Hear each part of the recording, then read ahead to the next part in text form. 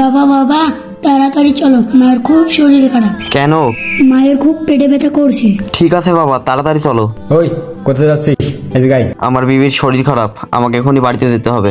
বাড়িতে যাবি মানে? কাজ করবে কেটা? এক ফোঁটা কাজ রেখে বাড়িতে যাবিনি, যা কাজ কর। ভাই, আজ আমার স্ত্রীর 9 মাস পূরণ হয়েছে, আজকে তার ডেলিভারি ডেট, আমাকে যাওয়াই লাগবে। তুই চলে গেলে আমার কাজ করবে কেটা? কাজটা কমপ্লিট করবে কেটা? ভাই আমাকে আজ যেতে দিন, আজ আমার বউ বাচ্চার বাঁচা মারার লড়াই।